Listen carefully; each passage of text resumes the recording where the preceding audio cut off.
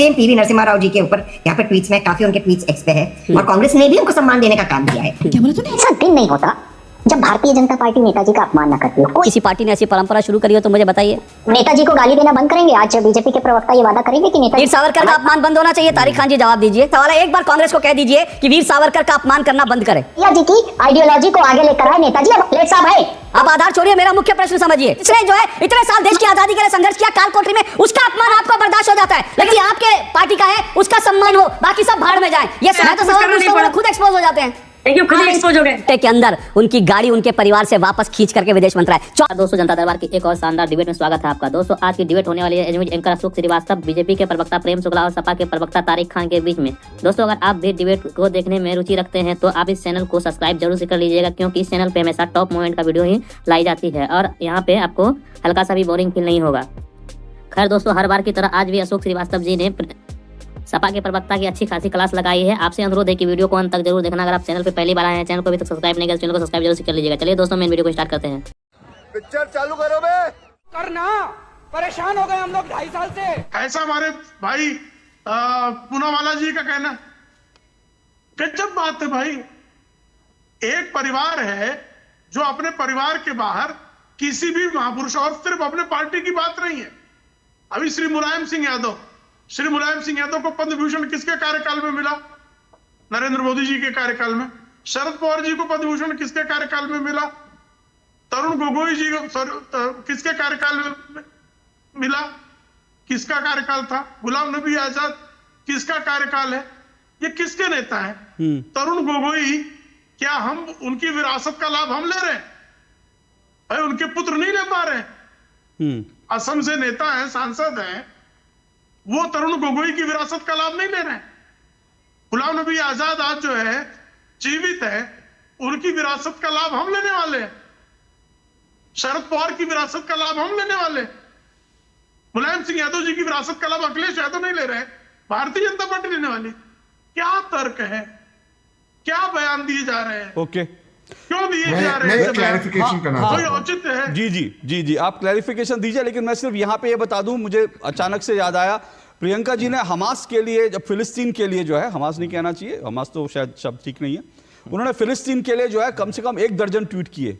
1 दर्जन ट्वीट उन्होंने फिलिस्तीन के लिए किए, लेकिन अपने ही पार्टी के नेता के सम्मान मिलने पर उनको ट्वीट करने में मतलब तकलीफ हुई। मुझे अजीब लगता है। बोलिए तारिक जी। ये जो एक नैरेटिव है कि सोनिया जी ने रीच आउट नहीं किया, कि गांधी परिवार ने, ये तो उनका लेटर है। उनके भारत रत्न मिलने पर कांग्रेस ने बधाई दी है। सेम पीवी नरसिम्हा राव जी के ऊपर यहाँ पर ट्वीट्स में काफी उनके ट्वीट्स एक्स पे है।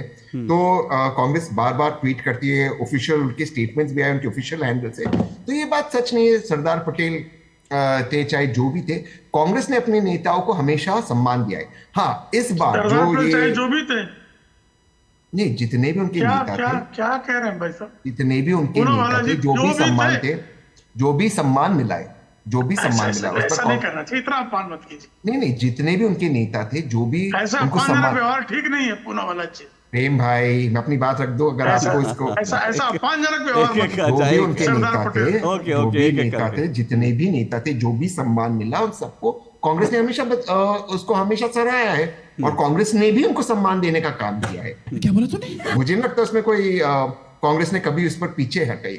लेकिन आज जो ये बात हुई है कि उनको जो के ऑनर में मेमोरियल बन रहा है, मुझे लगता है कांग्रेस को उसके बारे में एक ऑफिशियल स्टेटमेंट देना चाहिए। अब स्टेटमेंट अगर कल आए तो मुझे लगता है बहुत देर हो जाएगी। बात मुझे समझ में आया।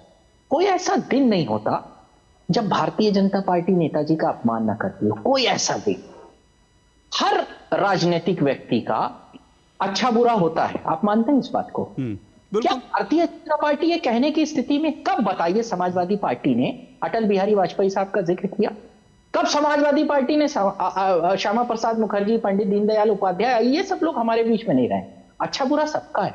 मैं एक रिक्वेस्ट करना चाहता हूं, मेरा दिल दुखता है, आप जो लोग हैं उनसे नहीं लड़ पाते क्या? अखिलेश यादव साहब है ना मजबूत नेता, लड़िए ना उनसे। दम नहीं है क्या? बार बार, मतलब मैं थक जाता हूं लोगों से कहते हुए, रिक्वेस्ट करते हुए कि हर नेता का अच्छा बुरा पार्ट रहता है। आप आजादी से पहले के नेताओं को उठा लीजिए, आजादी के बाद के नेताओं को, और उसमें सबको इंक्लूड कर लीजिए, सबको। किसी पार्टी ने ऐसी परंपरा शुरू करी हो तो मुझे बताइए। इसका तो सम्मान होना चाहिए ना। नेताजी को गाली देना बंद करेंगे? आज बीजेपी के प्रवक्ता ये वादा करेंगे कि नेताजी का जिक्र क्यों अच्छे में करें ना, मैं ये कह रहा हूं, हम तो नहीं करते। क्या इस तरीके की परंपरा एक बगैर लिखित अनरिटन क्या हम शुरुआत कर सकते हैं? और हम ऐसा करते क्यों? अतीत के गड्ढे में उतर कर हम काली और सफेद मिट्टी को क्यों उखाड़ते हैं? पता है क्यों निकालते हैं? क्यों? क्योंकि आपके पास मुद्दे नहीं है। मैंने कहा वीर सावरकर का अपमान बंद होना चाहिए। वीर सावरकर का अपमान बंद होना चाहिए। तारिक खान जी जवाब दीजिए। मैं तो सबकी बात कर रहा हूं उसमें। नहीं, एक बार सबकी बात नहीं, आप एक बार बोलिए ना।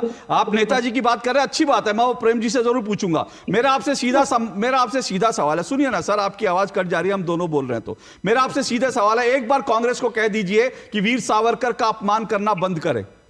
अपनी बात कह लेने दीजिए। देखिए, ऐसा है कि जब राजनीतिक नेता मौजूद हैं समाजवादी पार्टी के, जिनका नाम माननीय अखिलेश यादव साहब है, तो क्यों आप उस गड्ढे में रोज उतरते हैं? कोई भारतीय जनता पार्टी का लीडर, नेता, बगैर नेताजी मुलायम सिंह, और आप ही ने सम्मान भी दिया है, मतलब आप ही रोज अपमान भी करते हो। मेरा सवाल का जवाब नहीं आया तारिक खान जी, मेरे सवाल का जवाब नहीं आया। मैं आप ही की लाइन पर जा रहा हूं। आपने बहुत अच्छी लाइन बोली, आज मैं दिल से उसका स्वागत करता हूं, लेकिन मैं आपसे आज पूछ रहा हूं, एक बार आप कांग्रेस को कहिए वीर सावरकर का अपमान करना बंद करे। कह सकते हैं आप? उनकी लीड लाइन के अगर फॉरवर्ड के नेता हैं, उसको उस आइडियोलॉजी को फॉलो करने वाले, जैसे लोहिया जी की आइडियोलॉजी को आगे लेकर आए नेताजी, अब अखिलेश साहब है, तो उस आइडियोलॉजी का जो लीड नेता अभी है आपके बीच में, मेरा मुख्य आधार समझिए, वो अखिलेश यादव साहब है, उनसे मेरा मुख्य प्रश्न समझिए सर, आप आधार छोड़िए, मेरा मुख्य प्रश्न समझिए। मेरा मुख्य प्रश्न आपसे तीसरी बार पूछ रहा हूं, आपकी बात का समर्थन करते हुए कह रहा हूं, क्या आप कांग्रेस को यह कहने की हिम्मत कर सकते हैं कि वीर सावरकर का अपमान बंद करे? अपने नेता की बात कर रहा हूं। हाँ, एग्जैक्टली, बिल्कुल। अब आकर, क्योंकि आपको अपने नेता की बात हो तो आपको खराब लगेगी। एक स्वतंत्रता सेनानी, एक नेता, एक राष्ट्रीय व्यक्ति जिसने जो है इतने साल देश की आजादी के लिए संघर्ष किया काल कोठरी में, उसका अपमान आपको बर्दाश्त हो जाता है, लेकिन आपको अपने नेताजी का अपमान बर्दाश्त नहीं होता। उसके लिए आप चाहते हैं कि एक अंडर बिना लिखी एक लाइन सब मान लें कि जो अब नहीं है उसका सम्मान, लेकिन आपके नेता का सम्मान हो, पर वीर सावरकर का सम्मान नहीं होना चाहिए। यही आप लोगों की छोटी सोच है सर। दिक्कत इसी सोच से है, मुझे इसी सोच से दिक्कत है सर, कि आपके नेताजी लेकिन वीर सावरकर माफी वीर, इसी सोच से मुझे नफरत है। और देश आप लोगों की इसी सोच के ऊपर जो है आप लोगों को तोड़ता है, और तब आपको कहता है कि आप लोग डबल स्टैंडर्ड हो। आज की जो जनरेशन है, जो उनको फॉलो करने वाले लोग हैं, उनसे लड़िए। मेरा सिर्फ इतना सा रिक्वेस्ट है। क्यों सर, आपसे क्यों नहीं सवाल लड़ूं? आपसे क्यों नहीं सवाल पूछूंगा मैं? तो कह रहा हूं, नेताजी का अपमान रोज करना बंद करिए। तो आपको नेताजी का अपमान, मेरा तो वही सवाल है सर। नेताजी के अपमान की चिंता है, वीर सावरकर के अपमान की चिंता नहीं। आपका डबल स्टैंडर्ड है, ये आपका डबल स्टैंडर्ड है। ठोक के कह रहा हूं, ये आपको खराब लगे तो लगे, ये आपका डबल स्टैंडर्ड है। जो व्यक्ति आपके पार्टी का है उसका सम्मान हो, बाकी सब भाड़ में जाएं। ये सोच बड़ी छोटी है, आपको भी सोच से निकल कर ना एक बड़ी सोच की तरफ जाना चाहिए। प्रेम शुक्ला जी जवाब दीजिए। प्रेम शुक्ला जी वो कह रहे हैं कि आप अखिलेश यादव से लड़ लीजिए ना। अभी आपने खुद ही उनको एक्सपोज कर। नहीं, वो सर खुद ही एक्सपोज हो जाते हैं, मैं नहीं करता सर। मैं तो सवाल पूछता हूँ, वो लोग खुद एक्सपोज हो जाते हैं। खुद ही एक्सपोज हो गए। सरदार पटेल की मृत्यु के 24 घंटे के अंदर उनकी गाड़ी उनके परिवार से वापस खींच करके विदेश मंत्रालय, 24 घंटे भी नहीं हुए थे उनकी मृत्यु को। इतना तो कम से कम उनका सम्मान। और ये बात मैं नहीं कह रहा, ये सरदार पटेल के जो सहायक रह चुके उनकी किताब में लिखा है। मणिबेन उनकी बेटी, सरदार पटेल की बेटी, जितनी भी उनके पास पैसा था कांग्रेस पार्टी का वो लेके गई, और किताबों में लिखा है कि नेहरू जी ने उनसे एक बार ने पूछा कि भाई अब क्या करोगी, कैसे रहोगी, क्या परिवार में है। उन्होंने पैसे लिए और कहा थैंक यू सो मच। तो ये मणिबेन एमपी थी कांग्रेस, ये जो मैं फैक्ट कह रहा हूं वो एमपी थी कांग्रेस की।